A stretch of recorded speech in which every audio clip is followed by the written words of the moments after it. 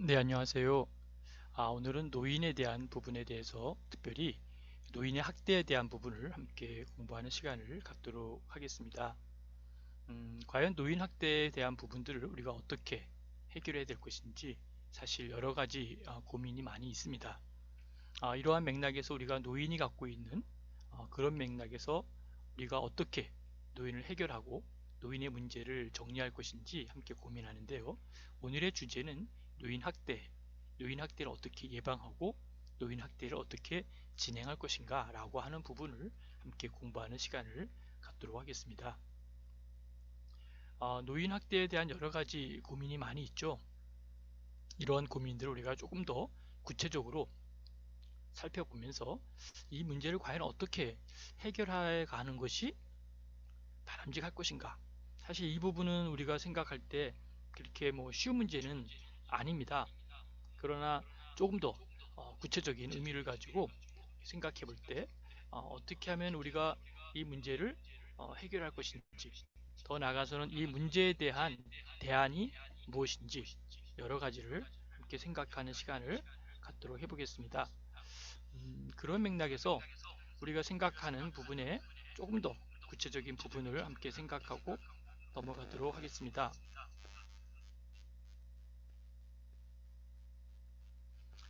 여러 가지 생각 중에 여러분들이 생각하는 것 중에 우리가 소리를 조금 더 하워링이 되어 가지고 정리를 하고 진행하겠습니다.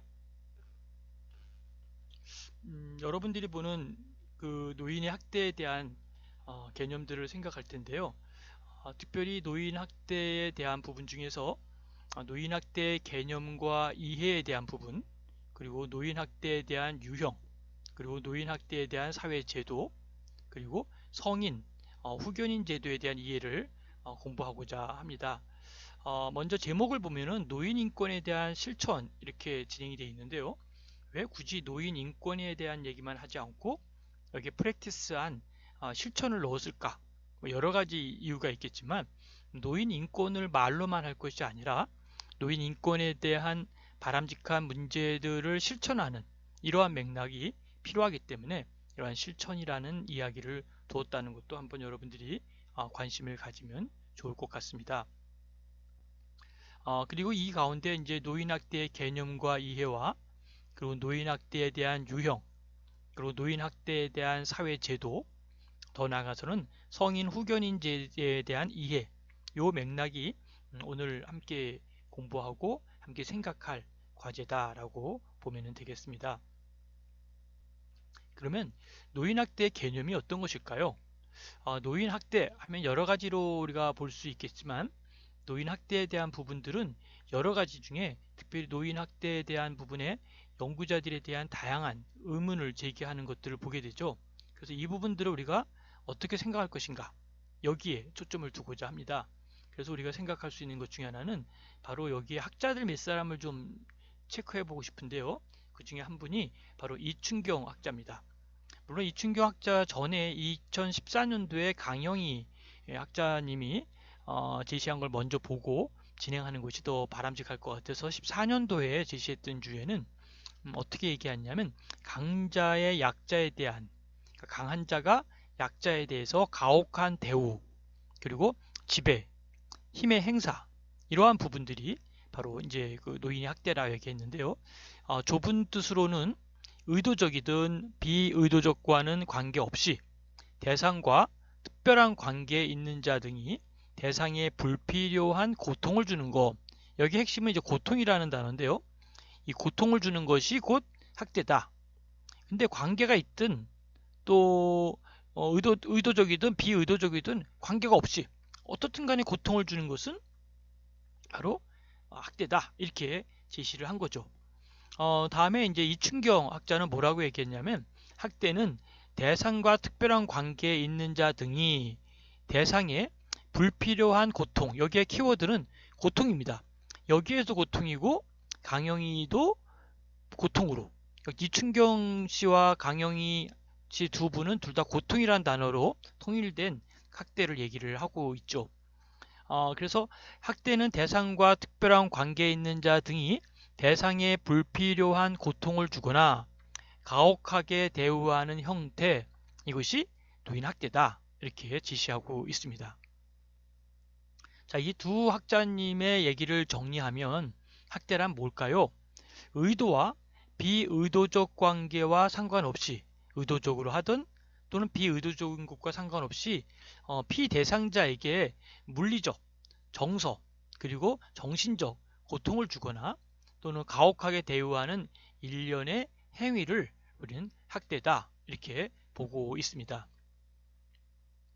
자, 그렇다면 보건복지부에서 보는 업무 수행 지침에 따르면 신체적 학대는 뭐냐라고 할 때 물리적인 힘이나 도구를 사용하여 노인에게 신체, 정신, 고통, 장애, 여기 신체적으로든 정신적으로든 고통을 주거든 장애를 주든 이런 것을 유발시키는 행위로 간주하고 노인을 폭행하거나 또 강제로 가두거나 출입을 통제하거나 또는 신체 억압, 통제, 생명, 저해 등을 구체적인 학대 행위로 그 자체를 지표로 삼고 있다는 것이죠. 그러니까 뭐 신체를 억압했거나 또는 통제했거나. 근데 여기서 우리가 한번 조금 고민할 것은 이 어르신들의 신체를 억압하거나 통제하는 것이 예외 조항도 있긴 합니다. 어떤 것일까요? 만일에 어떤 좀 폭력 행사를 하려고 할 때에 또는 그대로 두었다가는 본인도 다치고 많은 사람에게 해를 입히게 될 경우라든지 또는 의료적인 상황에서 치료를 해야 될 거라든지 그럴 때는 일시적으로 이렇게 억압과 그 신체를 통제할 수는 있습니다. 그러나 그것이 그를 어떻게 보면 고통을 주기 위해서라든지 너무 장시간 동안 신체를 억압하거나 통제하는 것, 이거는 잘못된 것이다 라고 하는 이 두 가지의 개념을 좀 기억하시면 좋을 것 같습니다. 자, 여기서 이제 아무튼 기억할 것은 이춘경 학자님이 얘기했던 불필요한 고통, 강영희 학자가 얘기했던 불필요한 고통, 공통적인 것은 필요한 것이 아닌 불필요한 고통을 주는 것. 필요한 고통은 어떤 것일까요? 뭐 특별한 예를 막 들기는 그렇겠습니다만 예를 든다면 그냥 이분에게 치료를 해야 되고 의료적 행위를 해야 된다든지 그럴 때는 어떤 뭐 치료를 위해서 고통을 본의 아니게 줄 수도 있겠죠. 그런 고통이 아니라 그 자체의 그냥 불필요한 고통을 통해서 그 어르신에게 뭔가 고통을 주고 또 억압을 주고 또 정신적인 고통이든 어떤 신체적인 고통이든 장애를 유발시키든 이러한 여러 가지들을 줄 수 있는 이러한 부분들이 바로 학대다 이렇게 보는 것이죠. 자, 그렇다면 미국의 경우 미국 노인학대센터와 이 법무부 통계에 따르면 미국에서 매년 발생하는 노인학대의 사례의 약 16%가 바로 경제적 학대라는 것이죠. 경제적. 그분에게 그 노인에게 어떤 경제적으로 지원해주지 않고 돈을 스스로 벌 수 없는 상황인데 어떤 그에게 어떤 일정한 어떤 생활비라든지 어떤 경제적인 도움을 주는 것이 중지돼 있을 경우 그 부분을 우리는 경제적 학대다라는 것이죠. 또한 미국 과학학술원 패널들의 노인 학대에 대한 정의 역시 WHO의 정의와 유사하다라고 볼 수 있습니다. 여기서 이제 경제적 학대만 얘기했지만 뭐 경제적인 것만이 아니라 신체적인 학대라든지 특별히 정서적 학대 이런 부분들이 상당히 심각한 문제로 자리 잡고 있는 것을 우리가 종종 볼 수 있습니다. 자, 그렇다면 노인 학대는 다시 정리를 한다면 수발자, 수발자가 뭘까요? 그렇죠. 노인분들을 이렇게 간호를 돌보거나 그에게 어떤 그 의식주의 문제들을 해결해 주는 사람들, 또 그 사람을 케어하는 자, 여러 가지 수발자의 대상은 뭐 가족일 수도 있고, 더 나아가서 요양보호사일 수도 있겠고, 또 뭐 간병인일 수도 있겠고, 또 아무튼 그를 돌보기 위해서 온 사람들을 우리는 수발자다 이렇게 얘기하는 거죠. 또는 노인과 신뢰 관계가 있는 자가 취약한 노인에게 위해 또는 심각한 위해를 발생시킬 수 있는 의도적인 행위, 이거를 우리 가리켜서 우리는 학대다라고 하는 것이죠. 다시 한번 볼까요? 수발자 또는 노인과 신뢰관계가 있는 자가 취약한 노인에게 위해 또는 심각한 위해를 발생시킬 수 있는 의도적인 행위가 바로 노인학대다 이렇게 보는 것이죠. 두 번째, 수발자가 노인의 기본적인 욕구를 충족시키지 못하거나 또는 위해로부터 노인을 보호하지 못하는 행위, 이런 부분도 노인학대다 이렇게 보고 있는 것이죠. 자, 여러분들은 노인학대에 대한 뭐라 그럴까요? 좀 주변에 그런 일들이 일어나는 것을 좀 경험해 본 적이 있으신지요? 경험이라고 하는 것은 이제 그것을 목격하거나 그것을 그러한 상황에 한번 맞닥쳐 본 적이 있는지 한번 생각해 보시면 좋을 것 같습니다. 우리가 사실 노인학대가 이렇게 잘 노출되지 않는 가장 큰 원인이 어떤 것일까요? 여러분들이 볼 때 저는 잘 못 봤는데요. 저는 뭐 그렇게까지 노인학대가 심각한지 모르겠습니다. 라고 많은 분들이 이렇게 이야기를 하실 겁니다. 왜 그럴까요? 그렇죠. 노인학대는 공공장소에서 일어나는 경우보다는 가정에서 일어나는 일이 많습니다. 그러다 보니까 가정에 뭐 CCTV가 있거나 또 가정에서 들리는 소리라든지 보이는 그 모습들이 가정 내에서 일어나기 때문에 우리가 일반 다른 집에 되어져 가는 노인 학대에 대한 부분들을 잘 모르는 것이죠. 그러면 어떤 부분일까요? 여기서 지금 노인 학대의 부분이 예를 들어서 뭐 30%다 라고 하면 30%라고 하는 이 부분은 공개되고 오픈된 또 많은 사람에게 노출된 그러한 것이 30%지 실질적으로 그 남에게 노출되지 않고 신고되지 않고 또 남들에게 알려지지 않은 그러한 노인의 학대의 수는 30%가 아니라 뭐 40%그 이상이겠죠. 그러니까 우리가 항상 통계에 대한 부분에서 기억해야 될 것은 통계가 정확한 그 수치를 이야기하는 것만은 아니라는 것이죠. 그 이상의 수치를 갖고 있기 때문에 여기서도 지금 16%라고 하는 미국의 경제적 학대라고 하는 것은 아마 그 이상, 뭐 30%, 25%그 이상의 퍼센트지로 우리가 체크할 수 있다라는 것이죠. 그러면 과연 이 부분들을 우리가 어떻게 해결해야 될 것인지를 한번 머릿속에 기억하면서 과연 노인의 학대 문제를 우리가 이게 심각한 부분이구나. 이것은 뭐 우리 대한민국의 문제만이 아니라 전 세계적인 문제로구나. 이렇게 기억하고 생각하는 것도 참 필요한 하나의 조치다라고 볼 수 있습니다. 그러면 이제 나름대로 장윤정 학자가 이야기하는 퍼지 이론을 적용한 연구에서 8가지로 개념을 정리하여 측정 도구로 사용되고 있다라고 하는 것이죠. 그러니까 이 퍼지 이론에 제시했던 8가지의 이 개념이 곧 어떻게 이 노인 학대에 대한 부분들을 측정할 수 있는 하나의 도구가 될 것인지 하나씩 한번 살펴보는 시간을 갖도록 하겠습니다. 첫 번째는 사회적 개입의식입니다.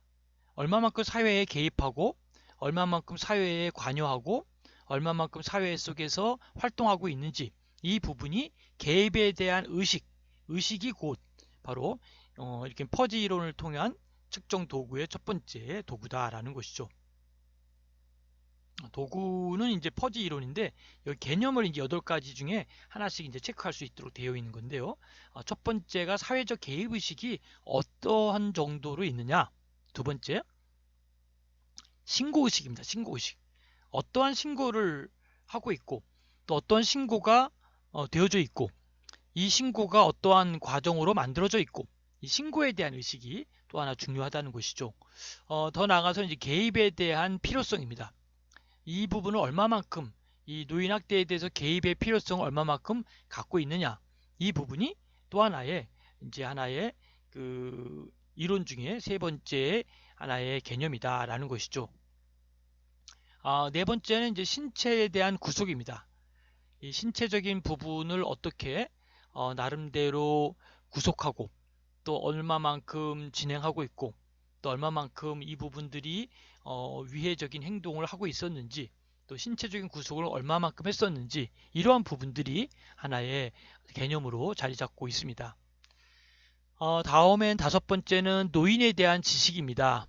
노인에 대해서는 지식을 얼마만큼 생각하고 있고 가지고 있고 또 이 부분들을 얼마만큼 진행했는지 이 부분이 우리가 생각할 가장 큰 고민 중에 하나다라고 보는 것이죠. 그 다음에 노인에 대한 태도입니다. 노인은 이러한 상황에서 어떠한 태도를 나타내고 있었고 어떠한 태도가 나왔는지 이 부분 또한 바로 이 측정을 하고 있는 개념 중에 하나다라는 것이죠. 그 다음에 부양의 의식입니다. 부양의식을 어떻게 갖고 있는 것인지 노인을 부양할 때에 갖고 있는 그 의식에 대한 척도에 따라서 볼 수 있겠고요. 마지막 여덟 번째로는 이제 직무에 대한 프로페셔널 전문성이죠.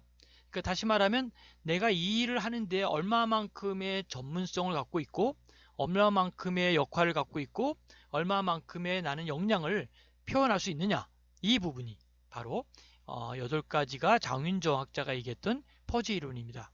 자, 중요하니까 다시 한번 여러분 마음속에 따라하면서 생각해 볼까요? 사회적 개입의식, 그 다음에 신고의식, 세 번째 개입의 필요성, 네 번째 신체 구속, 다섯 번째 노인지식, 여섯 번째 노인에 대한 태도, 일곱 번째 노인에 대한 부양의식, 여덟 번째 마지막으로 직무에 대한 프로페셔널 전문성입니다.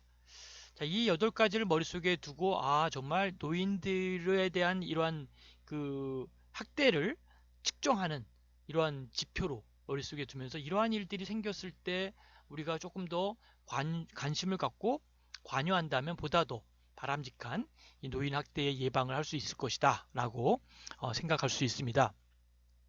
다음은 학대 행위가 발생하는 장소와 내용에 따라 분류하면 가정 내에서의 학대가 있고 또는 일반 요양시설이든 양로시설이든 또 요양병원이든 어르신들이 생활하는 그러한 생활, 다시 말하면 시설 내에서의 학대가 있다라는 것이죠. 또 한 가지는 자기 방임의 세 가지로 분류할 수 있다는 것이죠. 첫 번째 가정 내의 학대, 시설 내의 학대, 그 다음에 자기 방임을 통한 학대, 이 세 가지로 분류할 수 있다라는 것이죠. 자, 다음에는 이제 학대 행위의 내용에 따라서 국제적으로 논의되고 있는 것은 바로 신체적, 정서적, 성적, 경제적, 그 다음에 방임, 이렇게 다섯 가지로 논의를 하고 있습니다. 자, 그런데 여러분, 여기서 방임이라고 하는 건 그냥 방치해 놓는 거란 말입니다. 이 자체도 학대에 들어갈 수 있다라는 것이죠. 많은 분들은 이 방임은 내가 뭐라고 얘기하지 않고 내가 학대를 안 했는데 내가 직접 가서 학대에 대한 행동을 표출한 것도 아니고 말도 안 했는데 왜 내가 학대냐? 아니라는 거죠. 방임해 놓는다는 건 뭐냐면 어린이를 여러분 방임해 놓으면 어떤 일이 생길까요? 어린이는 스스로 음식을 찾아 먹지도 못하고 어떤 위험이 생겼을 때 그걸 방어할 수 있는 힘도 없고 스스로 살아갈 수 없는 그런 현실에서 그냥 놔두는 것은 죽도록 놔두는 거예요. 다시 말하면 간접적인 살인이라고 볼 수 있는 것이죠. 노인도 마찬가지라는 거죠. 그냥 방임해 놓는다라는 것은 어떻게 보면 간접적인 살인 행위다 라고 볼 수 있는 것이죠. 그리고 간접적인 학대다라고 하는 것이죠. 그러니까 직접 손으로 때리고 몽둥이로 대하는 이러한 부분만이 학대가 아니라 바로 그냥 놔두는 것, 이것도 엄청난 학대에 들어간다는 것이죠.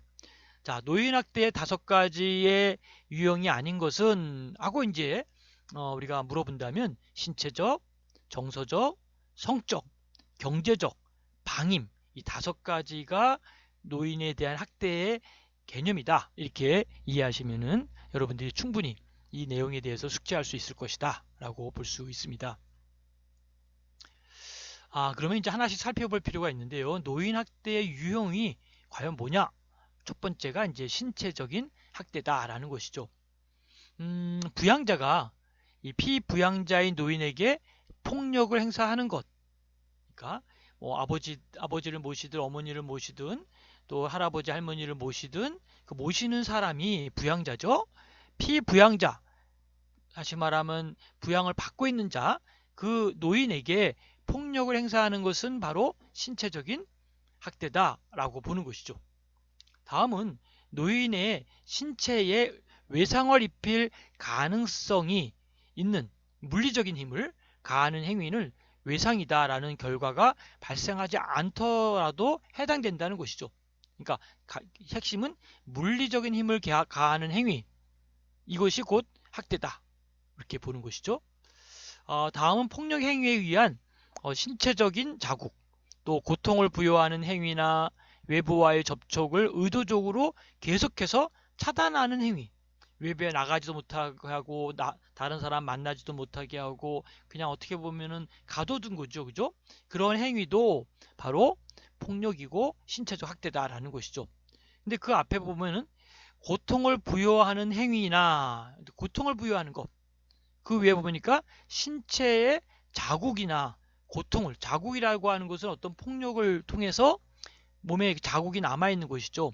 그래서 폭력 행위에 의한 신체의 자국, 또 고통을 부여하는 행위나 외부와의 접촉을 의도적으로 계속해서 차단하는 행위, 이것이 곧 신체적 학대다라고 보는 것이죠. 자, 그런 맥락에서 이제 폭력 행사뿐만 아니라 성적, 폭력 행동의 자유에 대한 통제도 이에 해당된다라고 하는 것도 기억하시면 좋을 것 같습니다. 더 나아가서는 이제 면허를 지닌 의사 또는 자격을 갖춘 전문가에 의해서 서면에 의해 기록된 간호계획의 일환일 것으로 신체적 학대로 간주하지 않는다라고 하는 것이죠. 자, 그렇고 취약한 입장이죠. 취약한 입장에 있는 성인 사이에서 행해진 언쟁 또는 폭력적 행위는 포함되지 않는다라고 하는 것도 기억하시면 되겠습니다. 자, 신체적 학대에 대해서 우리가 그냥 단순히 간단한 거로 이렇게 볼 수 있을지 모르지만 굉장히 다양한 입장에서 다양한 측면에서 신체적 행위에 대한 신체적 학대에 대한 부분들을 우리가 살펴보았습니다. 다음은 언어와 정서적 학대를 살펴보도록 하겠습니다. 말로 하는 것, 근데 말 속에 이제 정서적인 학대도 들어간다는 것도 우리가 꼭 기억해야 됩니다. 그래서 언어나 비언어적 행위를 통하여 염려나 정서적 고통을 가하는 행위, 그러니까 염려를 주거나 고통을 가하는 행위 자체도 바로 언어와 정서적 학대다라는 것이죠. 언어는 여러분들이 쉽게 이해가 될 거예요. 뭐 어르신에게 정말 해서는 아니 될 말을 막 퍼붓는 것들이 있죠.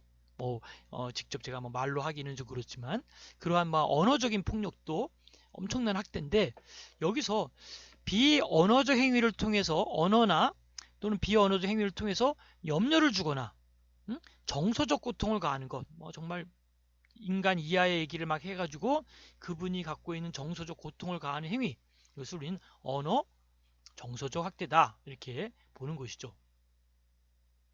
또는 이제 학대에 따라서 심리적 학대나 정서적 학대, 언어적 학대로 사용되기도 합니다.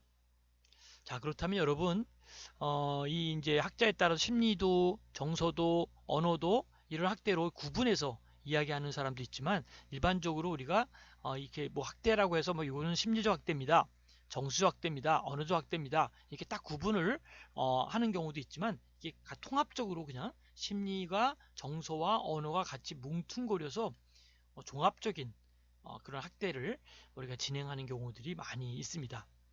그러니까 사실 우리가 주변에 보면은 우리도 자신도 모르게 그렇게 일들을 하는 사람들을 주변에 많이 목격하기도 합니다.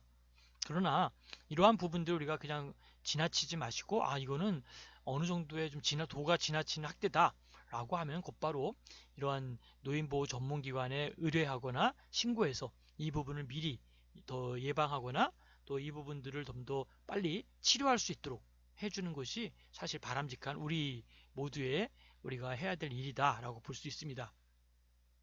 그래서 정신적 자유권의 심각한 침해 행위이며 가장 높은 발생 빈도가 있다라고 하면서 중앙보호 노인전문기관에서 보이는 학대 유형을 바로 이러한 정신적 자유권의 심각한 침해 행위다라고 이렇게 언어 정서적 행위에 대해서 이야기를 하고 정의를 해본 적이 있습니다. 더 나아가서는 이제 비난이나 모욕 또는 위협 등의 언어적, 비언어적 행위를 통하여 정신적 고통을 유발하거나 고뇌나 비탄을 안겨주는 것, 이 행위가 곧 언어 정서적 학대다라고 보는 것이죠. 자, 우리가 조금 더 이제 앞부분하고 좀 구분을 해서 잠깐 봐야 되기 때문에 한번 두 가지를 비교해 볼까요? 신체적 학대는 이러한 부분이었죠. 신체적 학대 한번 잠깐 눈으로 보실까요? 한번 이렇게 했었구나. 그 다음에 이제 언어하고 정서적 학대를 비교해 보도록 하겠습니다.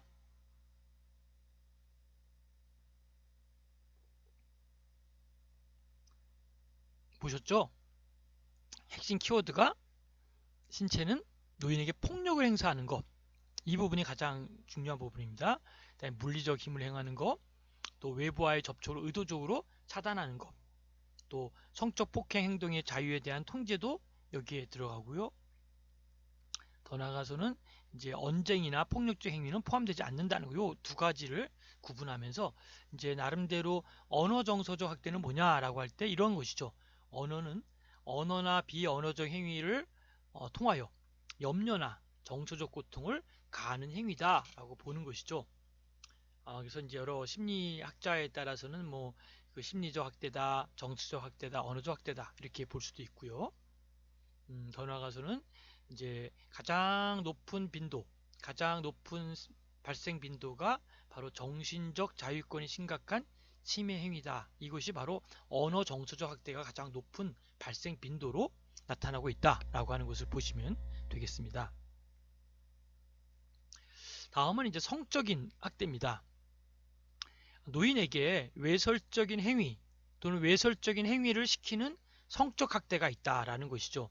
그래서 선량한 성적의 관념에 위반하는 것은 뭐냐 하면 원하지 않는 부적절한 접촉, 또 학문 성교, 강간, 성적 강요, 노골적인 성적 촬영, 성희롱을 포함하는 것.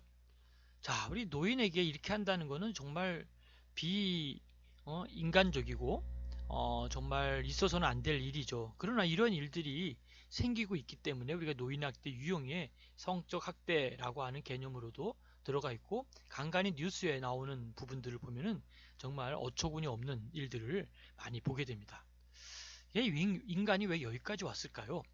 인간의 모습이 점점 이렇게 악해지고, 물론 뭐 과거에도 참 악한 모습들이 많이 있었습니다.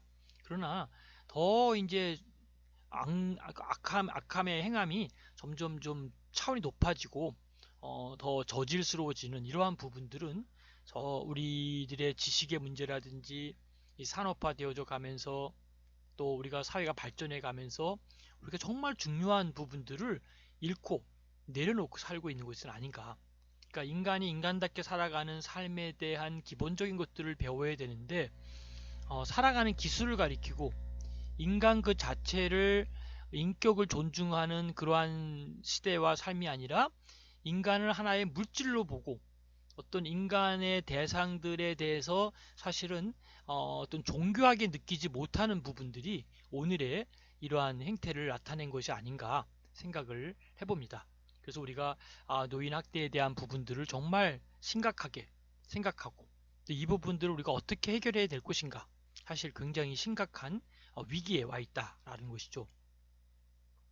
더 나아가서 이제 신체적, 정신적으로 취약한 상태에 있는 노인의 성기를 애무하거나 혹은 노출 및 매춘 행위와 성행위를 하는 것, 이런 것이 곧 성적인 학대다라고 하는 것이죠.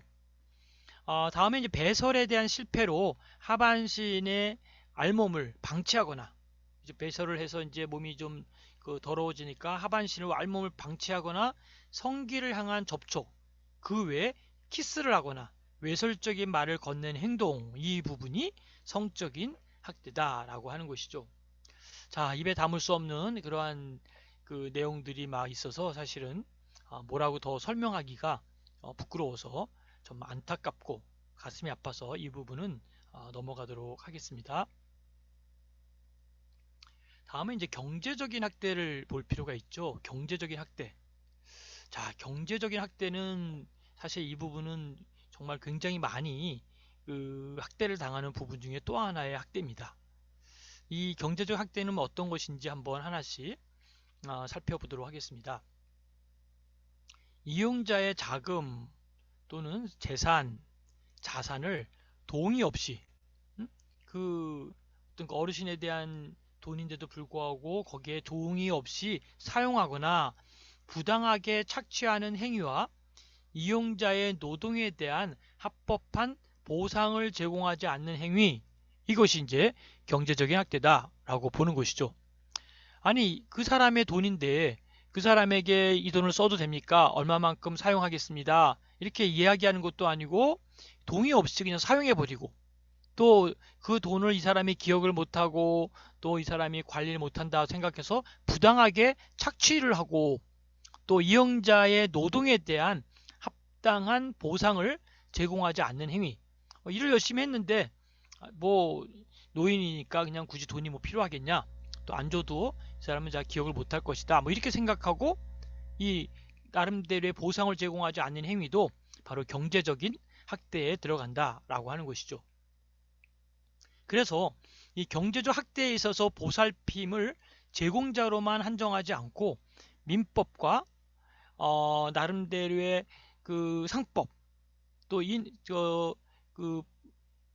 죄송합니다. 이게 제가 이제 말을 오타가 있었네요. 민법상 8촌 이내의 혈족, 또 배우자 및 사촌 이내의 인척을 포함하는 포함해 적용하는 거. 제가 조금 강의하다 보니 흥분을 해가지고 막 좀 다른, 이게 막 좀 열이 받다 보니까 좀 말을 좀 오타로 막 보고 이야기를 잘못한 것 같아서 죄송합니다. 다시 한번 정리해 보겠습니다.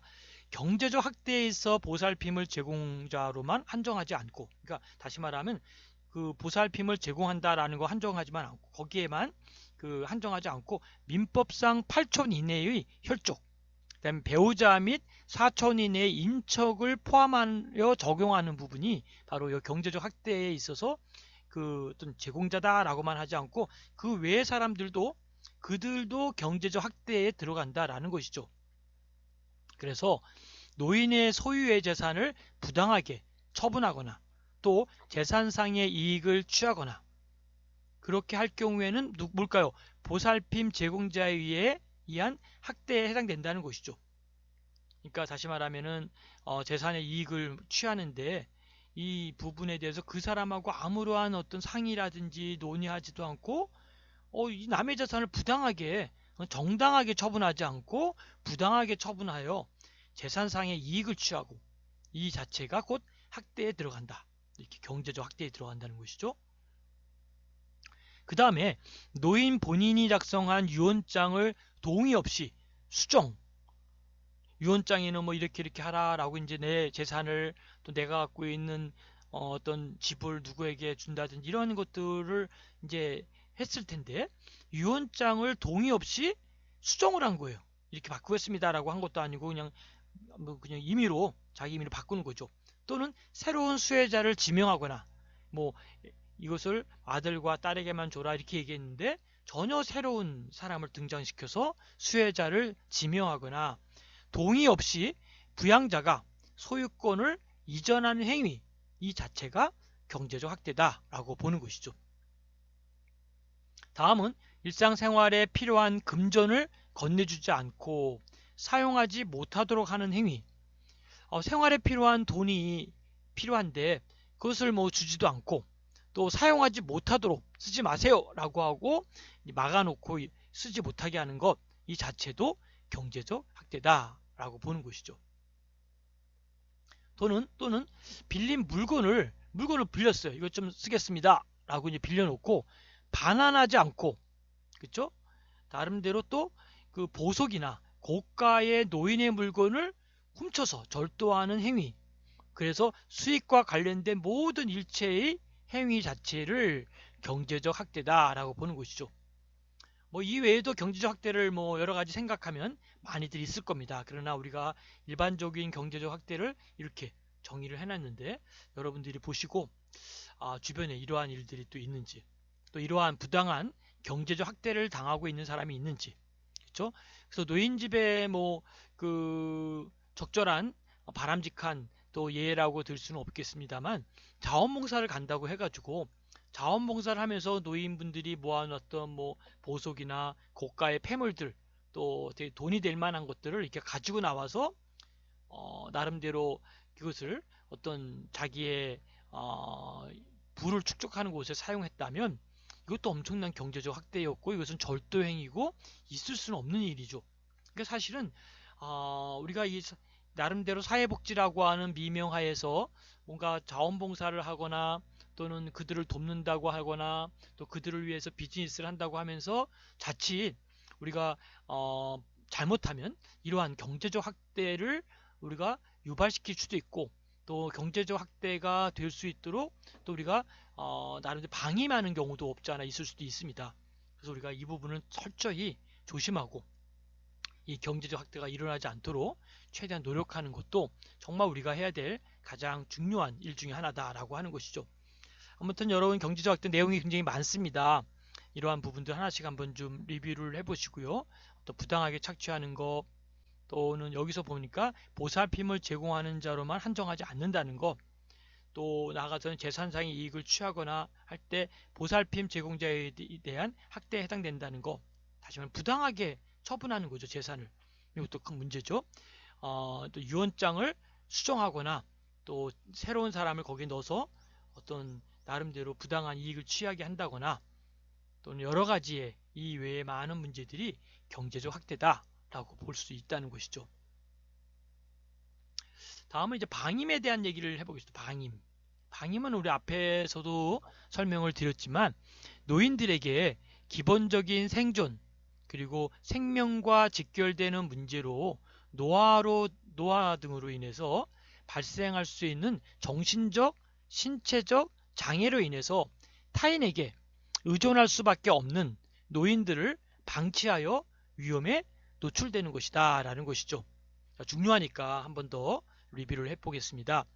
노인들에게 기본적인 생존과 생명과 직결되는 문제로 노화 등으로 인해서 발생할 수 있는 정신적인 것, 신체적인 것, 이러한 정신, 신체적인 장애로 인해서 타인에게 의존할 수밖에 없는 노인들을 방치하여 위험에 노출시키는 것. 키워드는 뭘까요? 방치한다, 노출인데 위험에 노출시킨다. 이 두 가지가 가장 큰 방임의 핵심 키워드입니다.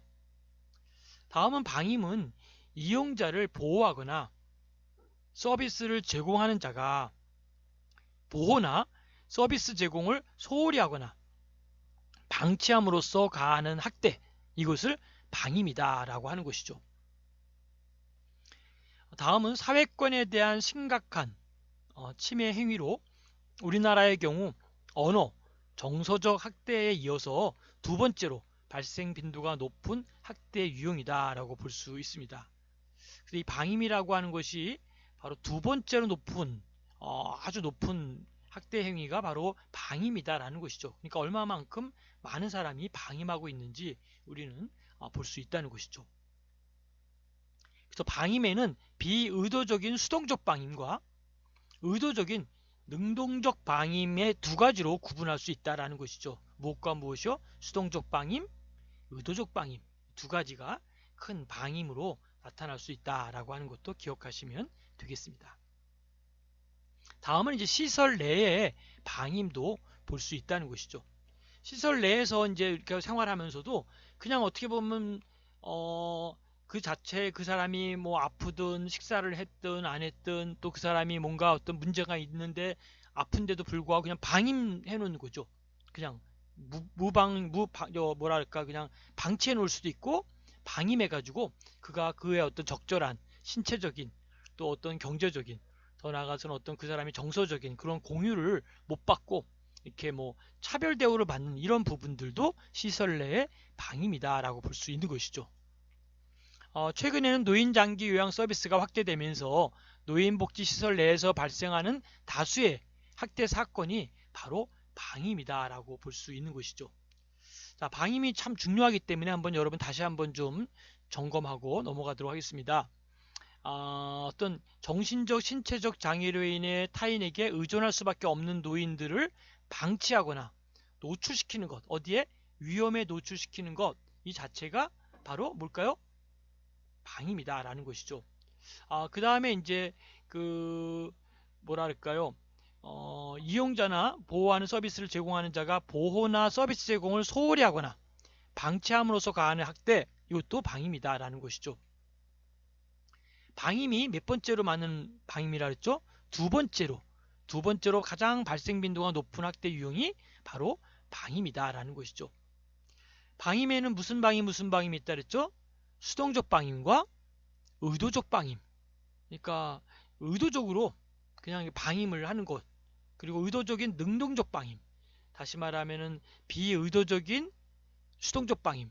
그러니까 수동적 방임은 뭘까요? 의도된 바는 아니었어요. 그러나 그럼에도 불구하고 방임이고요. 의도적인 방임 또한 당연히 방임이고.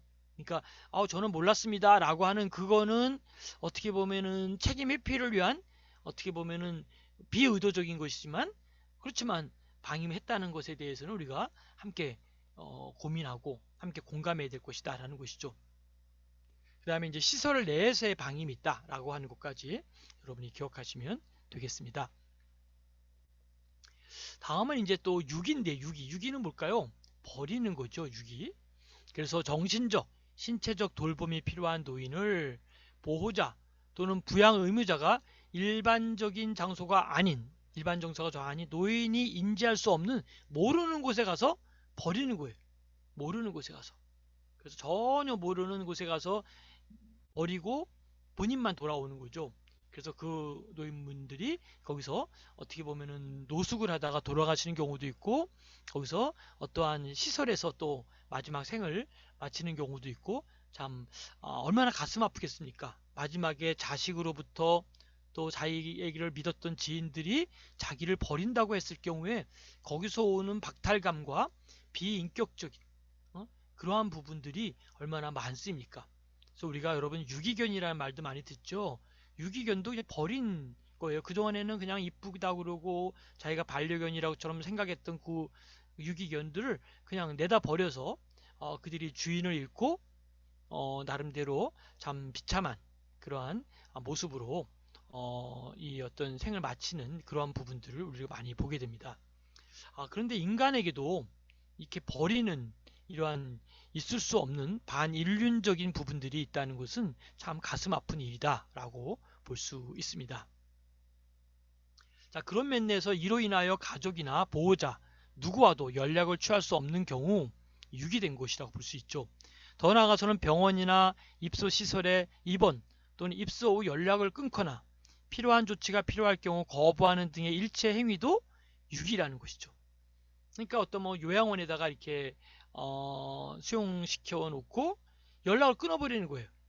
나는 이제 우리 아버지, 우리 엄마 내가 돌보지 않겠다. 그냥 그쪽에서 알아서 해주세요. 라고 그냥 일체 모든 행위를 자기 거절했을 경우에 이 자체도 유기로 볼 수 있다는 것이죠. 자, 정리를 해볼까요? 첫째는 뭘까? 유기는 모르는, 인지하지 못하는 곳에 버리는 것. 또 가족이나 보호자 누구와도 연락을 취할 수 없는 것. 그렇죠? 마지막으로 입소시키고 연락을 끊거나 필요한 조치가 필요할 경우 거부하는 그런 행위 모두를 우리는 유기다 라고 보는 것이죠. 다음은 이제 자기 방임에 대한 얘기를 한번 해볼 필요가 있습니다. 방임에서 이제 본 바와 같이 보호자 또 부양 의무에 의하여 발생하는 것이 아니라 동일한 행위를 노인이 행하는 것입니다. 그렇죠? 다시 말하면 어떤 보호자라든지 부양 의무에 대해서 발생하는 것이 아니라 본인이 동일한 행위를 노인이 행하는 것이죠. 스스로 내가 나 자신을 버리는 거예요. 나 자신에 대해서 내가 빨리 죽어야지 하고 자기를 그냥 어떻게 보면은 관리를 안 하는 거죠. 그래서 노인 스스로가 의식주라든지 또 의료 처치라든지 최소한의 자기 보호, 자기 관련 행위를 의도적으로 포기하는 비의도적으로 관리하지 않아서 어때요? 신체적, 정신적으로부터 위험한 상황에 초래하는 것. 그래서 어떻게 할까요? 사망에 이르기까지 하는 이러한 모든 일체의 행위를 자기 방임이죠. 그래서 일부러 밥도 안 먹고 의료 행위도 자기는 거부하고 또 의식주에 대한 부분들에 대해서 아무도 나 자신을 내가 스스로에 대한 셀프 컨트롤하고 셀프 매니지먼트, 자기 관리를 하지 않고 생활하는 이러한 부분들을 우리는 자기 방임이다 라고 하는 것이죠. 의외로 자기 방임을 하는 사람들도 꽤 많습니다. 그분들의 마음이 이렇죠. 내가 살아서 이렇게 자식들에게 고생을 끼쳐서 너무 마음이 아프다. 이 자식들을 편하게 하기 위해서 내가 빨리 죽어야 될 사람인데 그냥 일찍 죽자 하고 자꾸 자기를 거부하는 거예요. 먹는 것도 거부하고 의료행위도 거부하고 그냥 몸에 좋은 것도 다 거부하고 빨리 내가 몸이 더 나빠져서 빨리 세상을 떠나는 것이 자식들에게 또 주변 사람들에게 누를 덜 끼치는 거다 이렇게 생각하고 자기 방임을 하는 경우도 있다라는 것도 꼭 기억하시면 되겠습니다. 자, 그 다음에 이제 노인보호 전문 기관입니다. 노인보호 전문 기관은 어떤 것일까요? 노인 학대에 대한 사회 제도 중에 노인보호 전문 기관이 있는데요. 여러분 아시나요? 노인보호 전문 기관이 있기 전에 노인보호 전문 기관은 어떠한 이름이었는지 혹시 아시나요?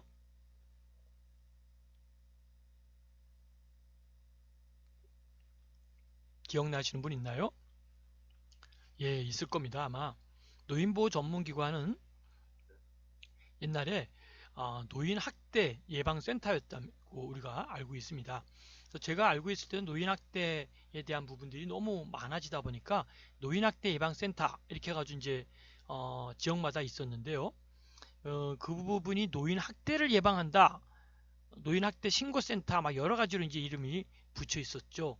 그런데 노인 학대 신고센터, 이 노인 학대에 대한 부분들이 상당히 좀 심각해지다 보니까 신고 전화도 이제 두고 노인 학대에 대한 신고센터를 둬가지고 노인 학대를 하는 사람을 곧바로 신고해서 빨리 조치를 취할 정도로 있었었죠. 그 얘기는 말이 좀 노인을 학대한다라고 하는 학대라는 말이 좀 심오, 좀 뭐랄까 우리들의 입장에 너무 좀 심하다. 말을 좀 이렇게 좀 동방예의지국에서 노인 학대 하니까 좀 거부감이 있었으니까 노인 학대를 말을 조금 더 좀 뭔가 좀 포장해서 좀 부드럽게 얘기하자 해가지고 학대를 하지 말고 보호하자라는 측면에서 노인 학대를 노인 보호로 바꿨습니다. 그래서 노인 보호를 하는 전문기관으로 이렇게 살짝 좀 프로페셔널한 영역으로 바꿨죠. 그전에는 이제 노인 학대 상담센터였다라는 거 기억하시면 좋겠습니다. 자, 하나씩 살펴보도록 하겠습니다. 첫 번째, 노인 학대의 업무를 담당하는 국가기관으로 2000년 민간 영역, 다시 말하면 노인 학대 상담센터, 현 서울특별시 남부 노인보호 전문기관에서 처음 시작했다라는 것.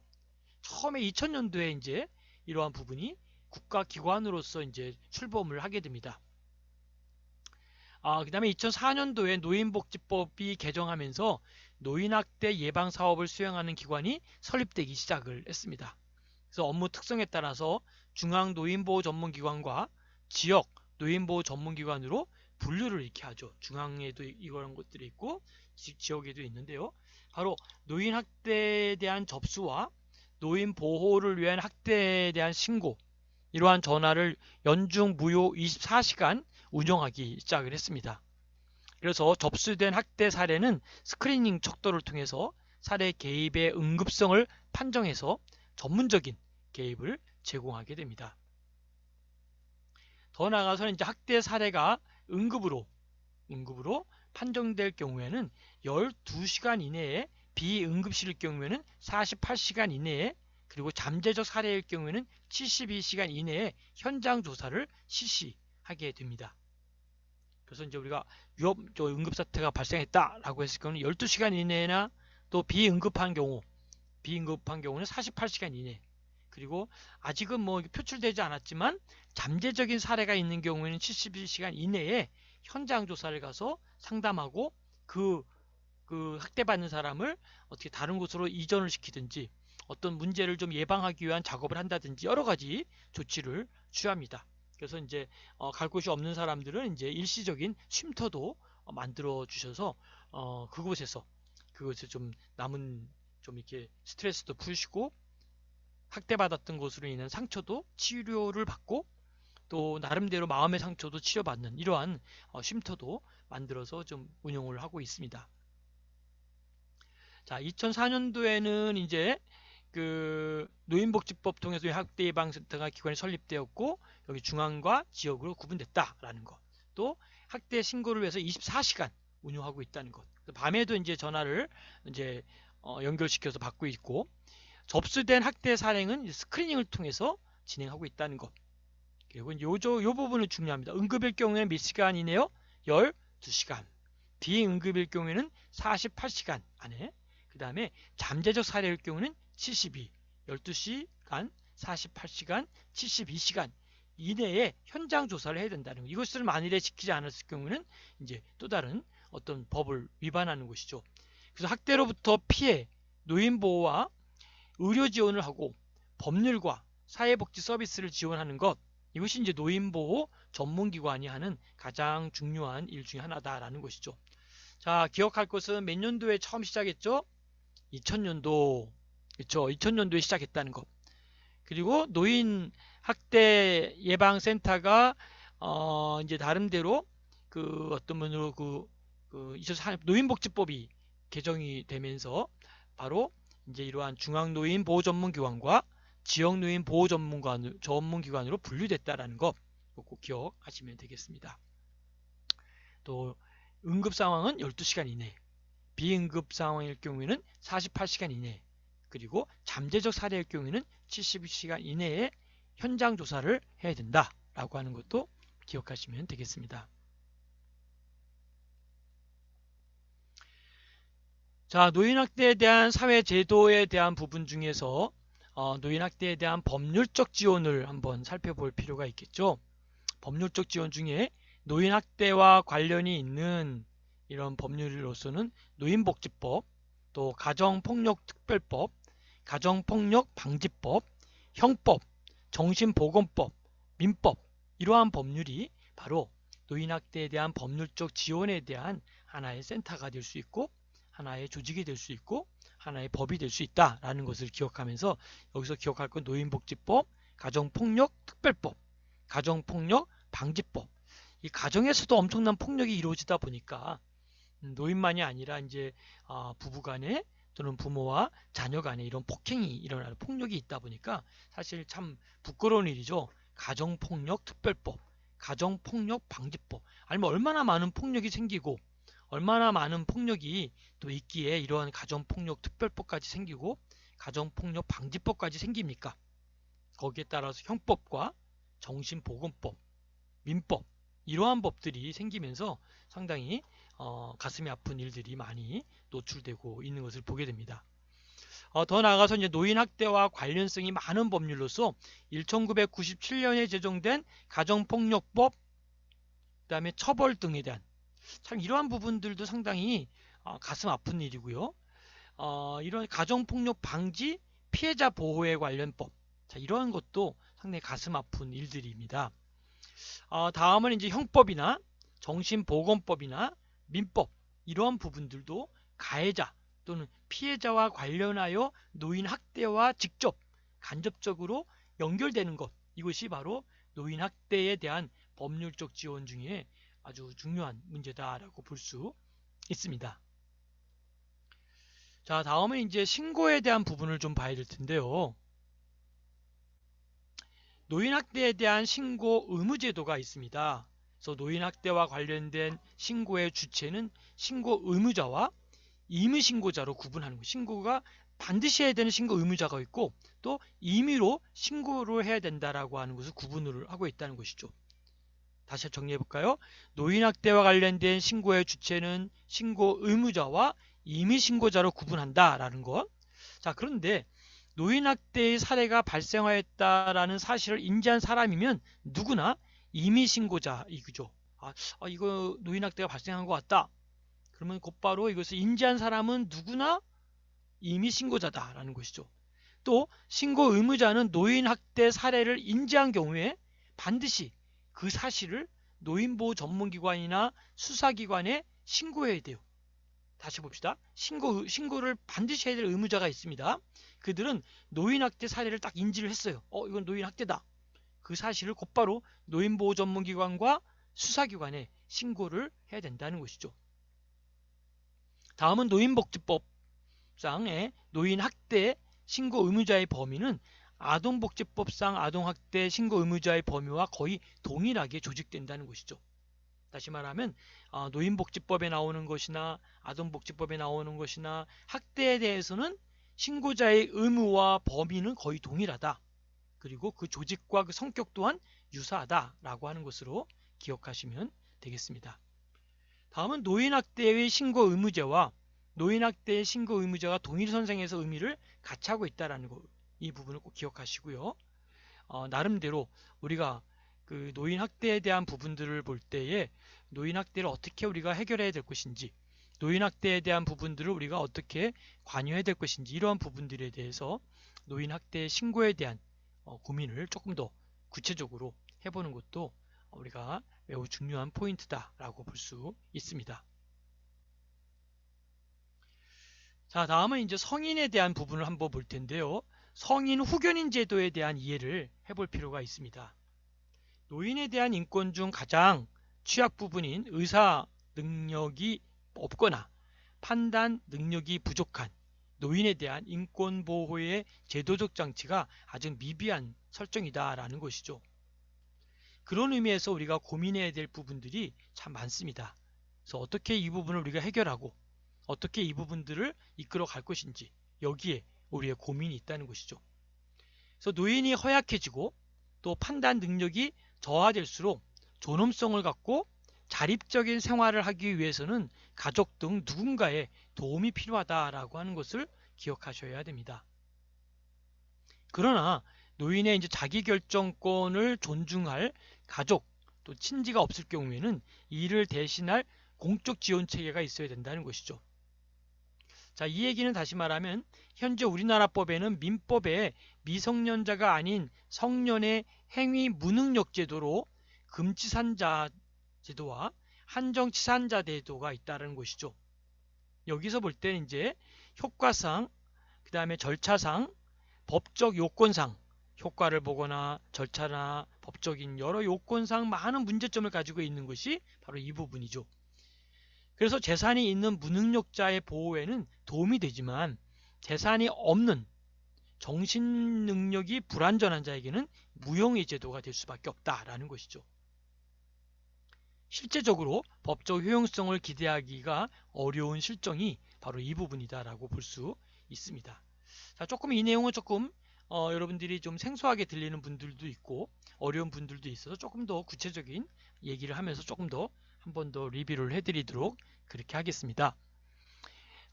다시 말하면 노인 중에서 가장 취약한 부분이 뭘까요? 의사 능력이 없는 거예요. 그러니까 뭐 얘기를 해라 그러면은 말씀을 잘 못하기도 하고 어떻게 하실까요? 라고 하면 판단 능력도 부족한 거예요. 이렇게 판단할 수도 없고 저렇게 판단할 수도 없고. 그래서 노인에 대한 인권 보호의 제도적 장치가 아직 미비한 실정이죠. 이 장애인 후견 제도라는 말은 여러분 들어보셨을 겁니다. 그죠? 그래서 장애인들이 혼자 의사결정을 하거나 판단을 할 수 없는 상황이다 보니까 장애인에 대한 부분의 후견인들이 이거 이렇게 한다고 합니다. 개별적으로 이제 그 의사를 파악한 다음에 잘 대신해주는 후견인이 있다라고 하는 것, 이러한 맥락에서 노인에 대한 성인에 대해서도 바로 이러한 부분이 필요한데 여기 이야기하는 것처럼 인권 보호의 제도적 장치가 아직 미비한 실정입니다. 그러다 보니까 이제 제도는 이제 뭔가 진행하려고 하는데 아직은 여러 가지에 대한 준비도 미흡하고 아직도 미비한 실정이 많이 있기 때문에 지금 진행 중이고 고민 중이다라고 하는 것으로 기억하시면 되겠습니다. 그 다음에 이제 노인이 허약해지거나 판단 능력이 저하될 때 존엄성을 갖고 자립적인 생활을 하기 위해서는 바로 가족 등 누군가의 도움이 필요하다는 것이죠. 왜? 혼자서 결정하고 혼자서 이동하고 혼자서 어떤 여러 가지를 해내가기는 판단 능력이 없기 때문에 잘 힘들어지는 거죠. 그래서 바로 이 성인 후견인 제도가 매우 필요한 부분이죠. 이제 특별히 노인의 자기결정권을 존중할 어떤 가족 친지가 없을 경우에는 어떨까요?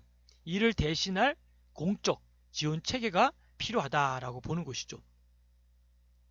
현재 우리나라에서는 민법에 미성년자가 아닌 성년의 행위 무능력 제도로 금치산자, 한정치산자 제도로 두 가지로 두고 있죠. 자, 이러한 부분들, 지금 말씀드렸던 이 앞부분에 있는 내용들로 인해서 뭐가 필요하다? 성인 후견인 제도가 필요하다라는 것이죠. 그래서 성인 후견인 제도가 진행된다면 어떤 것이 생길까요? 효과상, 절차상, 법적 요건상 많은 문제점을 갖고 있지만 재산이 있는 무능력자의 보호에는 도움이 됩니다. 그렇죠? 재산이 있는 사람들은. 그러나 재산이 없는 정신 능력이 불완전한 자에게는 무용의 제도가 될 수밖에 없다라는 것이죠. 실제적으로 법적 효용성을 기대하기란 어려운 하나의 실정이 바로 성인 후견인 제도의 이해다라고 볼 수 있죠. 조금 더 구체적으로 한번 보도록 하겠습니다. 또한 본인 보호의 이념에 머물러 있어서 자기 결정의 존중이나 또는 잔존 능력의 활용이라는 적극적 개념이 결여된 것을 보고 있습니다. 그러나 우리나라의 현행법상 무능력자 제도는 바로 재산관리에 치중해서 바로 무능력자의 보호보다는 오히려 거래 안전을 보호하는 데 주안을 두고 있다라고 하는 것이 우리나라의 현행법상 진행하는 부분이고요. 무능력자의 선고가 있게 되면 관보에 공고하고 법원의 게시판에 게시되고 호적법에 따라 호적부에 공시하게 되어 있어서 그 취지와는 다르게 가족 등의 사회적인 수치심을 느끼게 되어 이 제도의 이용을 꺼리고 있다라고 하는 것도 기억하시면 되겠습니다. 그런 의미에서 이제 조금 더 구체적인 피후견인의 법적 능력을 획일적이고 과도하게 제약하는 금치산 제도와 더 나아가서는 이제 이 제도들에 대한 부분들이 바로 본인의 의사와 현존 능력을 최대한 존중하게 된다라는 것이죠. 그래서 이제 이 금치산 제도와 한정치산 제도 이런 부분들이 그들의 본인 의사는 어떠한지 그러한 현존하는 능력을 최대한 존중해야 될 필요가 있다라는 것, 이 부분이 이제 함께 생각해 볼 부분이고요. 다음에 탄력적 후견 제도를 도입하고자 2011년도 2월 국회에서 성년 후견인제를 골자로 하는 민법 개정안이 통과되기도 했습니다. 그런 면에서 성년 후견인 제도에 대한 이해를 조금 더 돕기 위해서 어떠한 법을 개정했고 어떠한 법이 만들어졌는지 함께 생각해 보도록 하겠습니다. 성인 후견인 제도의 이해 중에 특별히 성년 후견제와 관련된 민법 개정에 대한 내용을 한번 살펴보도록 하겠습니다. 여기에는 이제 한정치산, 금치산 제도를 성년 후견 제도로 대체하겠다라고 하는 것으로서의 민법 개정 내용입니다. 더 나아가서는 프랑스와 일본과 같은 다원론 형태를 채택하겠다라고 하는 것도 바로 하나의 개정 내용이고요. 후견의 유형은 후견하는 유형이죠. 후견의 유형은 질병이나 또는 장애나 노령이나 정신적인 제약으로 인해 후견인이 필요한 경우에는 성년 후견 제도를 제시하고 만들었다라고 볼 수 있습니다. 원칙적으로 온전한 행위 능력을 인정하되 거액의 금전 차용이나 보증 등 중요 법률에만 예외적으로 후견인의 동의를 받도록 하는 한정 후견 제도도 만드는 것들을 볼 수 있습니다. 더 나아가서는 일정 기간 또는 특정 사무에 관해서만 후견인의 조력을 받을 수 있는 특정 후견 및 임의 후견 등으로 구분하는 것도 우리가 함께 살펴볼 내용 중에 하나입니다. 다음은 감독기관으로 친족회를 폐지하고 후견 감독인 제도를 도입해서 가정법원이 사안에 따라 후견 감독인을 개별적으로 선임할 수 있도록 한 것도 살펴볼 하나의 중요한 내용 중에 하나입니다. 그래서 개별적으로 선임함으로써 후견인의 임무, 그 다음에 임무에 대한 혜택한다는 거죠. 그 다음에 권한 남용을 실질적으로 견제할 수 있도록 했다는 것, 이것도 하나의 중요한 성인 후견인 제도의 이해 중에 하나 들어갈 수 있다라고 보는 것이죠. 자, 그런 맥락에서 우리가 성년 후견인 제도에 대한 민법을 한번 좀 더 핵심만 좀 키워드를 정리를 해보겠습니다. 그런 면에서 우리가 나름대로 예를 들어서 한정치산자, 금치산자 제도를 성년 후견 제도로 대체한다라고 하는 것도 핵심 키워드고요. 나아가서는 프랑스와 일본과 같은 다원론 형태를 채택한다는 것, 이것도 함께 생각해 볼 필요가 있겠고요. 그 다음에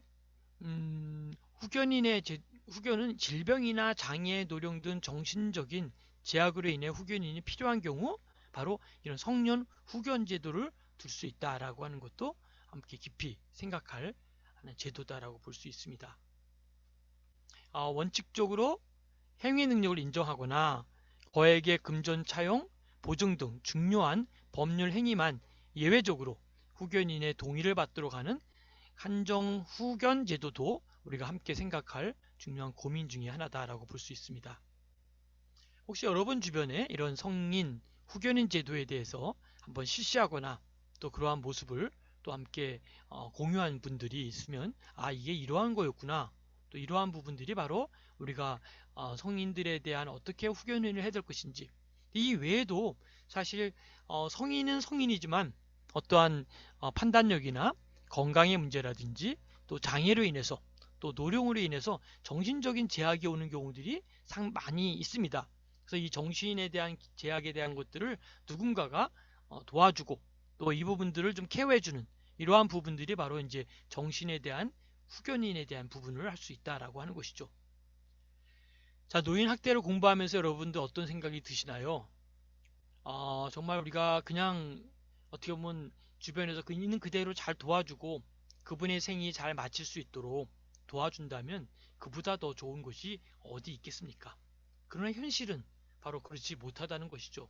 현실 속에서 그들은 방치되고 학대당하고 그리고 참 어려움을 많이 겪고 있고 또 나름대로 판단력과 여러 가지 어떤 어려움 때문에 스스로 나름대로 성년 후견인 제도에 대한 부분을 의존할 수밖에 없는 이것이 바로 우리의 주변에 있는 고민이고 하나의 핵심이다라고 볼 수 있습니다. 여러분이 생각하는 고민들, 여러분이 생각하는 이러한 성인 후견인 제도에 대한 것도 우리가 그런 맥락으로 함께 생각해 볼 필요가 있다는 것이죠. 여러분이 나름대로 이제 어른이 되어가고 노인이 되어가면서 이러한 부분들을 우리가 해결하기 위해서 어떠한 부분들을 얼마만큼 또 이 부분을 얼마만큼 채워야 될 것인지 이 부분 또한 매우 중요한 하나의 핵심 내용이다라고 볼 수 있습니다. 그런 맥락에서 우리가 고민하는 부분을 우리가 조금 더 구체적으로 함께 생각하고 함께 의미 있는 그런 시간으로 함께 생각해 나가는 것이 무엇보다 중요하다라고 볼 수 있습니다. 이제 여러분들이 생각하는 성인 후견 제도만 생각하는 것이 아니라 아까 오전이 아니죠. 앞에 부분에서 이야기했던 그 첫 번째 이야기했던 부분 중에 하나가 뭐였죠? 그렇죠. 학대에 대한 부분이었습니다. 노인들이 학대받는 이러한 어려움들, 힘든 것들, 정말 도저히 있을 수 없는 일들, 이런 것들을 함께 생각하면서 우리가 고민해야 되지 않을까라는 생각을 해봅니다. 자, 성인 후견인 제도에 대한 이해를 조금 더 마무리해도 보도록 하겠습니다. 자, 그런 맥락에서 이제 성인 후견인 제도와 관련된 민법 개정에 대한 내용을 함께 고민해야 될 필요가 있다라는 것이죠. 그래서 성년 후견 감독인을 임의적 기관으로 해서 바로 진행해야 된다는 것과 또 성년 후견인을 선임함으로써 가정법원이 감독의 필요를 판단하여 성년 후견 감독인의 선임 여부를 재량적으로 결정하도록 되었다라고 하는 것이 민법 개정에 나오는 부분입니다. 자, 우리가 총 정리를 한번 해볼 필요가 있습니다. 그래서 우리가 앞부분부터 가면서 조금씩 또 정리해 보면 좋겠다 싶고요. 자, 여기는 성년 후견인 제도에 대한 민법에 대한 개정을 우리가 함께 공부했었죠. 그 다음에 성년 후견인 제도가 뭐냐라고 하는 부분에 대한 이해를 들었는데요. 여기도 우리 보면은 그 나름대로 성년 후견제에 대한 골자로 민법 개정안이 진행돼서 아까 말씀드린 대로 민법에 대한 내용도 거기에 함께 함축되어 있는 것도 볼 수가 있습니다. 노인 인권 중 가장 취약한 부분이 바로 의사 능력이 없는 분들, 판단 능력이 부족한 사람들, 이런 분들에게 성인 후견인 제도의 이해가 매우 필요하다라고 볼 수 있습니다.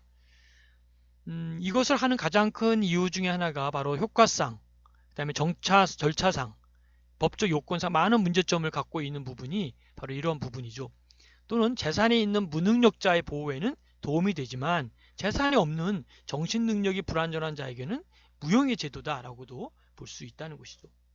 그리고 실제적으로 법적 효용성을 기대하기가 어려운 하나의 그 실정이다라고 하는 것을 보실 수 있습니다. 자, 그 다음에 이 부분을 좀 기억해야 되는데 노인 학대 신고를 의무화시켜야 된다. 그래서 노인 학대가 되기 전에 신고 의무자가 있고 임의 신고자가 있다. 신고 의무자는 무조건 인지한 경우에는 사실을 곧바로 노인보호 전문기관이나 수사기관에 신고해야 된다는 것 기억하시고요. 그다음에 노인학대에 대한 법률적 지원이 있다는 것. 그 법률로서는 노인복지법, 가정폭력특별법, 가정폭력방지법, 형법, 정신보건법, 민법 이런 부분이 노인학대와 관련된 법이다라는 것 기억하시면 좋겠고요. 특별히 1997년도에 제정된 가정폭력법 죄 처벌에 대한 것, 이 부분도 우리가 함께 깊이 고민하면서 나름대로 어떻게 이 부분을 우리가 사회복지적 입장에서 더 나아가서는 이 법의 입장에서 이 부분을 어떻게 해결할 것인가, 이 부분을 우리가 함께 고민하는 과제가 됐으면 좋겠다라고 볼 수 있습니다. 특별히 노인보호 전문기관이 있기 전에 노인학대 예방센터가 있었다는 것, 노인학대에 대한 신고를 하고 노인학대 상담센터도 있었죠. 그 상담센터가 바로 민간 영역에서 됐는데 이것이 국가기관으로 바뀌면서 나름대로 2000년도에 물론 아니죠. 국가기관이었죠. 국가기관이었던 노인학대 상담센터가 바로 노인보호 전문기관으로 명칭이 바뀌었다는 것. 아까도 말씀드렸지만 학대에 대한 상담하면 좀 이렇게 혐오감도 느끼고 뭔가 동방예의지국으로서 어떤 이런 일이 생길 수 있을까라고 하는 그 뭔가 안타까움이 있을 수 있겠죠. 그래서 만들어진 것이 노인 보호 전문기관, 노인을 케어한다. 그리고 그 케어하는 곳이 전문기관이다. 그냥 상담센터로만이 아니라 프로페셔널한 곳이다. 이렇게 해가지고 노인보호 전문기관 이렇게 바뀌었는데요. 저는 개인적으로 뭐 훨씬 좀 더 잘 만들어진 곳이고 예방적인 차원에서 노인 학대 상담센터는 이미 이 사건이 터지고 위기 상황에 온 상황이지만 노인보호 전문기관에서는 바로 이러한 부분들을 조금 더 예방적인 차원을 보완하고 또 이야기해 줄 수 있지 않을까라고 하는 측면에서 바람직하다라고 볼 수 있습니다. 여기에는 이제 중앙 노인 보호 전문기관이 있고 지역 노인 보호 전문기관으로 분류해서 진행한다는 것도 참고하시면 되겠고요. 특별히 학대가 이제 발생이 됐어요. 그러면 이 부분들을 어떻게 할까요? 12시간 이내에 응급 상황이 됐을 경우에는 빨리 조치를 취해야 되고 비응급 상황일 경우에는 48시간 이내로, 그 다음에 잠재적인 살해 광일일 때는 72시간 이내에 현장 조사를 실시해야 된다라고 하는 것이 바로 중요한 키포인트입니다. 그래서 우리가 12시간, 48시간, 72시간 요 나의 타임도 한번 기억하시면 좋겠다라고 볼 수 있습니다. 특별히 이제 여기서 좀 가슴이 아프죠. 자기 방임이 뭔지, 또 유기가 뭔지, 사실 슬픈 일이죠. 그죠? 유기에 대한 부분들은 뭘까요? 장소에 버리는 거예요. 인지하지 못하는 것. 그냥 아무데나 버리는 게 아니라 노인이 인지할 수 없는 것. 인지할 수 없는 것을 하면 어떻게 할까요? 찾아오기가 어려운 거죠. 근데 슬픈 일은 그 노인분들이 이제 자녀들이 버리고 그냥 가신 거를 알면서도 또 자녀의 주소도 알고 이름도 알고 그러면서도 얘기를 안 하시는 노인분들이 있습니다. 왜 그럴까요? 그 이야기를 하면 그 자녀가 얼마나 사회적으로 지탄의 대상이 되고 또 이 사회의 아들을 위하고 딸을 위하는 마음으로 그냥 나름대로 그것을 알면서도 찾아가지 않고 그냥 거기서 생을 마치는 이런 슬픈 현실이 있습니다. 참 인간으로서 자기를 키워주고 돌봐주고 여기까지 자라게 했던 그 부모를 버린다고 하는 것, 이건 참 가슴 아픈 일이다라고 생각을 해봅니다. 또는 뭐 유기라고 하는 것이 버리는 것만이 아니라 가족이나 보호자가 도저히 연결이 안 되는 것, 이것도 큰 유기에 대한 해당되는 것이라는 것이죠. 또는 병원이나 입소 시설에 입소를 했는데 입소 후에는 연락을 끊는 것, 이런 경우들이 참 많이 있다고들 합니다. 그 다음에 자기 방임도 참 심각합니다. 자기가 스스로 어떤 의식주에 대한 문제나 의료 처치에 대한 문제나 이런 부분들을 도저히 받아들이려고 하지 않고 빨리 자기의 삶을 포기하는 거죠. 그래서 참 이것 또한 슬픈 일이고 가슴 아픈 일이다라고 볼 수 있습니다. 그 다음에 이제 방임에 대한 것도 상당히 심각하다라고 말씀을 드렸습니다.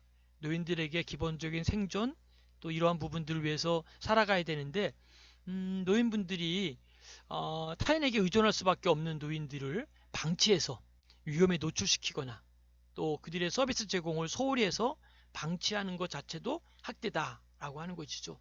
심지어는 이제 시설 내에서도 방임해서 이 부분이 제대로 된 서비스를 받지 못하게 하는 경우도 있다라고 하는 것이죠.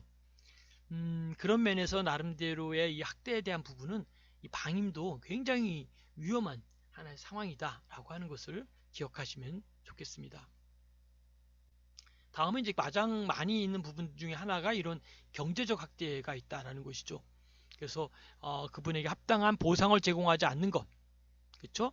그리고 그에게 어떠한 동의 없이 유언장의 동의 없이 그걸 수정하거나 또 새로운 수혜자를 지명하거나 또는 동의 없이 부양자가 소유권을 이전하는 행위 이 자체가 바로 경제적에 대한 학대다라고 보는 것이죠. 그런 맥락에서 우리가 생각할 수 있는 부분에서 경제적 학대는 무엇보다도 아주 심각한 상황이다라고 하는 것을 기억하시면 좋겠습니다. 심지어는 빌린 물건을 반환하지 않거나 보석이나 고가의 노인의 물건을 절도하는 행위 이 자체도 경제적 학대다라고 볼 수 있습니다. 성적 학대도 있고요. 그 다음에 이제 언어와 정서적 학대가 굉장히 많이 있습니다. 언어적으로 정서적으로 이 부분을 어떻게 문제시되고 만들어가는지 이러한 여러 가지의 아픔들, 고통들 이런 것들이 우리가 해결해야 될 하나의 고민이다라고 볼 수 있습니다. 그 다음에 이제 신체적인 학대가 있다라는 것이죠. 신체적인 학대는 어떤 것이냐라고 해볼 때 노인의 신체에 외상을 입힐 가능성이 있는 물리적인 힘을 가하는 행위 이 부분이 바로 신체적 학대에 들어간다라고 하는 것이죠. 자, 그런 면에서 우리가 이제 노인에 대한 부분들 학대를 좀 공부를 해왔고요. 특별히 노인 학대에 대한 개념에는 장윤정 씨의 퍼지 이론에 대한 8가지 키워드를 꼭 기억해 놓으셔서 퍼지 이론에서 얘기하는 노인 학대를 개념을 정리하는 측정 도구가 바로 이런 거였구나. 그래서 사회적 개입의식, 신고의식, 개입 필요성, 신체에 대한 구속, 그다음에 노인 지식, 노인 태도, 부양의식, 직무 전문성 이러한 부분들이 핵심 키워드다라고 하는 것을 기억하시면 되겠습니다. 미국의 경우도 경제적 학대가 16%였다라고 하는 부분 기억하시면 되겠고요. 그 다음에 노인학대가 뭐냐라고 할 때 노인학대에 대해서 이춘경 씨와 강용희 씨 둘 다 하던 말이 뭘까요? 불필요한 고통을 주는 것, 고통을 줘서 그로 하여금 힘들게 하는 것 이러한 부분이 바로 노인학대의 개념과 이해의 중요한 키포인트다라는 것이죠. 자, 우리가 오늘 전반적인 부분을 공부하고 또 전체까지 한번 예습도 하고 복습도 하고 또 하나는 이제 나름대로 중요한 것도 다루기도 했습니다. 여러분들이 생각하는 노인에 대한 문제는 여기 잠깐 나와 있는 지면에 대한 문제만이 아니라 더 심각한 문제들이 참 많이 있죠. 특별히 이러한 노인들에 대한 문제를 해결하기 위해서 많은 노인에 대해 관련된 많은 연구단체도 있고 또 많은 현장에 대한 필드에서 도와주는 분들도 참 많이 있습니다. 무엇보다도 이제 이 사회가 온전하게 바르게 건강하게 살아가기 위해서는 바로 이 노인 학대에 대한 문제들이 잘 해결되고 또 그들의 인권도 존중되고 인권이 인간답게 살아가는 그런 권리 아닙니까? 그래서 그러한 부분들이 잘 해결될 수 있도록 여러분들이 주역이 되시기를 부탁드립니다.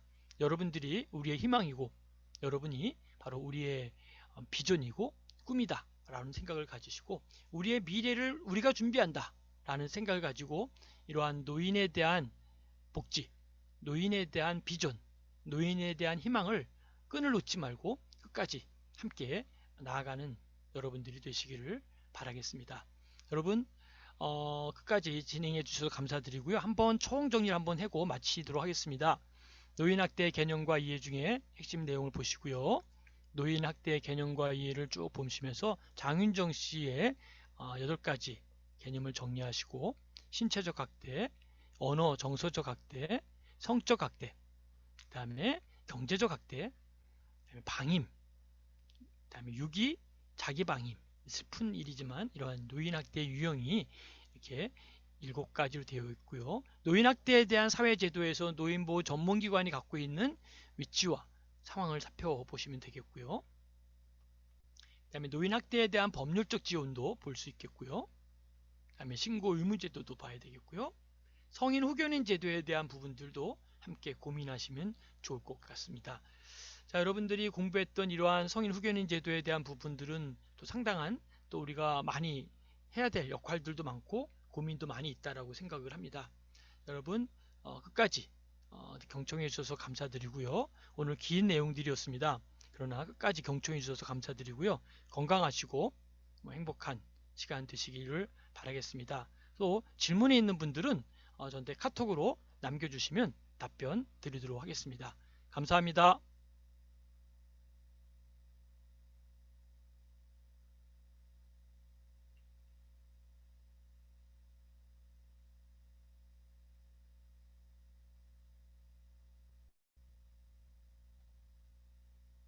건강하시기 바랍니다.